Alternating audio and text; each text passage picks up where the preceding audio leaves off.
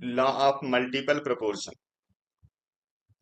Law of chemical combination का ये third law हम लोग डिस्कस करने जा रहे हैं। तो लॉ ऑफ मल्टीपल प्रोपोर्शन को दिया था डाल्टन ने। इसको डाल्टन्स लॉ भी आप बोल सकते हो।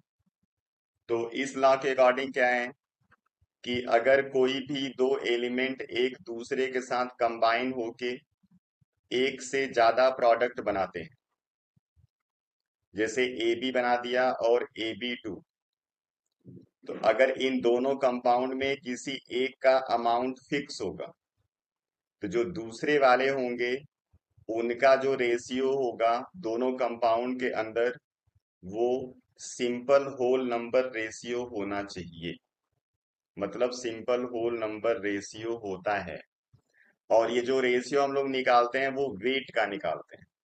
तो according to this law, if two elements combine together to form more than one compound, then different masses of one element, different masses of one element मतलब B, which combined with fixed mass of the other, fixed mass of the other मतलब A, also bear the simple ratio to one another। तो जो B होगा जिसका different mass A के fixed mass के साथ combine हो रहा है, उसके अंदर भी जो रेशियो होगा वो सिंपल होल नंबर रेशियो होगा। अगर हम इसके एग्जाम्पल पे आ जाएं, तो जैसे दो एलिमेंट हाइड्रोजन और ऑक्सीजन आपस में कंबाइन करके दो प्रोडक्ट बनाते हैं, H2O and hydrogen peroxide means H2O2। अब यहाँ पे हाइड्रोजन ऑक्सीजन का रेशियो लिखोगे तो आएगा 2:16। सॉल्व करने पे आपको मिलेगा 1:8। अगर इसके अंदर रेशियो देखोगे तो आएगा 2:32।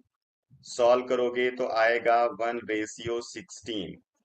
मतलब इन दोनों कंपाउंड के अंदर हाइड्रोजन का अगर हम अमाउंट फिक्स मान लें 1:1, तो जो ऑक्सीजन का रेशियो यहाँ पे होगा दोनों कंपाउंड के अंदर वो सिंपल होल नंबर रेशियो होगा। मतलब 1:1, 1:2, 1:3, 2:3, 3:4, मतलब कि होल नंबर होना चाहिए।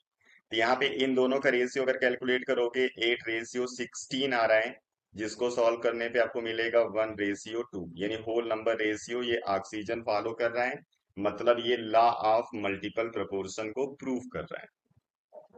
ऐसे दूसरा एग्जांपल हम लोग ले लेते हैं कार्बन और ऑक्सीजन का। कार्बन ऑक्सीजन के साथ कंबाइन होके दो कंपाउंड बनाता है, carbon monoxide and carbon dioxide. Carbon oxygen का यहाँ पे रेशियो लिखेंगे 12:16, ये आ जाएगा 3:4। सेम ऐसे यहाँ पे कार्बन ऑक्सीजन का रेशियो लिखेंगे 12:32, ये आपको मिल जाएगा 3:8।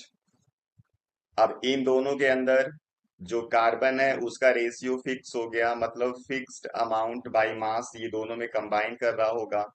तो जो ऑक्सीजन का यहाँ पे रेशियो मिलेगा वो 4:8 मिलेगा।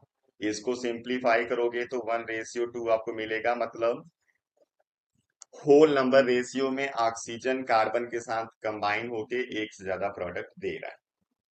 तो यहां से आपसे दो तीन प्रॉब्लम पूछा जाता है, या तो डायरेक्ट आपसे पूछ लेंगे what is law of multiple proportion, या फिर आपसे कुछ न्यूमेरिकल पूछ लिया जाता है।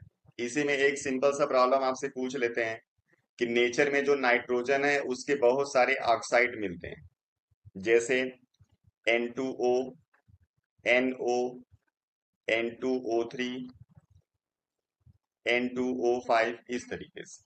यहाँ पे NO2 भी आ सकता है। तो ये किस लॉ को फॉलो कर रहा है? तो आप बोलते हो कि लॉ ऑफ मल्टीपल प्रोपोर्शन को फॉलो कर रहा है।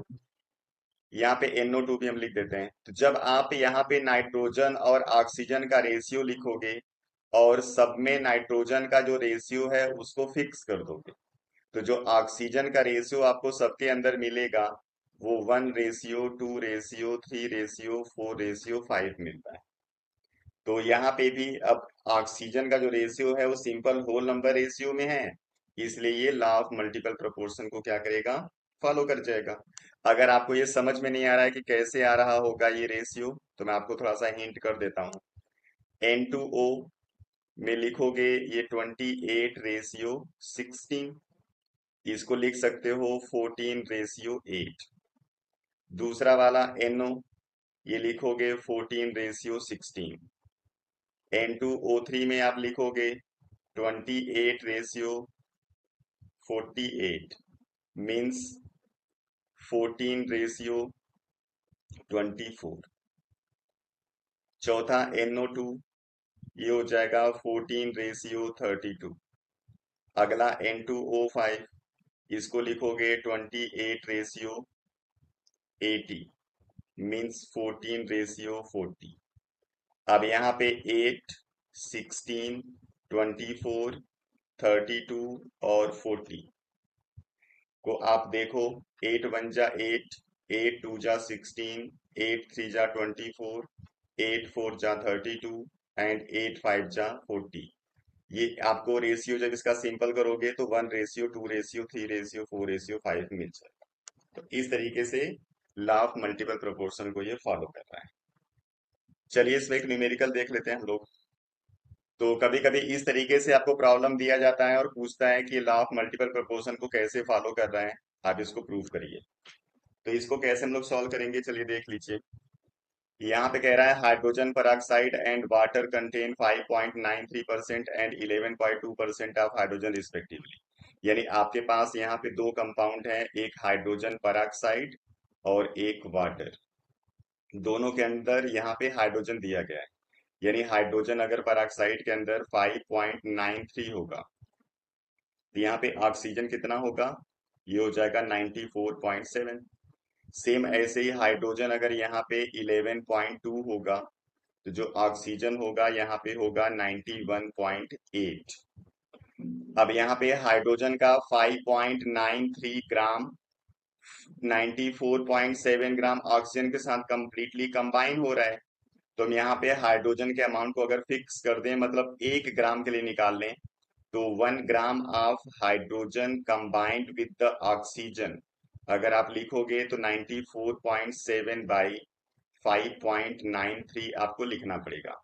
Means 1 gram of hydrogen combined with this gram of oxygen. Same ऐसे यहाँ पे लिखोगे 1 gram of hydrogen combined with 91.8 by 11.2 gram of oxygen. अब इन दोनों कंपाउंड के अंदर आपने हाइड्रोजन को फिक्स कर दिया, तो जो ऑक्सीजन का यहाँ पे अमाउंट है उसका रेशियो एक सिंपल होल नंबर रेशियो होना चाहिए। अगर ऐसा आता है तो ये लॉ ऑफ मल्टीपल प्रोपोर्शन को प्रूव कर रहा, अदरवाइज वो नहीं करेगा। तो दोनों में आप इसका रेशियो चेक कर लो। 94.7 बाई 5.93 रेशियो 91.8 बाई 11.2। और जब इसको आप सॉल्व करोगे तो ये 2:1 आपको मिल जाएगा। और ये 2:1 इंडिकेट करेगा कि ये लॉ ऑफ मल्टीपल प्रोपोर्शन को फॉलो कर रहा है। आप जानते रहना कि जो लॉ ऑफ मल्टीपल प्रोपोर्शन है वो सारे कंपाउंड फॉलो करेंगे, बस कंपाउंड कैटिनेशन शो करने वाले नहीं होने चाहिए। जैसे कार्बन शो करता है कैटिनेशन की प्रॉपर्टी, मतलब कार्बन हाइड्रोजन के साथ बाइंड होके एक लंबी चेन बनाता है। तो जब उन कंपाउंड के अंदर आप चेक करोगे कार्बन और हाइड्रोजन का रेशियो, तो वहां पे हाइड्रोजन और कार्बन के रेशियो आपको फिक्स्ड प्रोपोर्शन में नहीं मिलेंगे। इसलिए ये लिमिटेशन है मल्टीपल प्रोपोर्शन का कि जो कंपाउंड बहुत सारे प्रोडक्ट बनाते हैं चेन में बाइंड होके, वो कभी भी इस लॉ को फॉलो नहीं करते। चलिए नेक्स्ट वीडियो में फिर मिलते हैं हम लोग दूसरे टॉपिक के साथ। Thank you.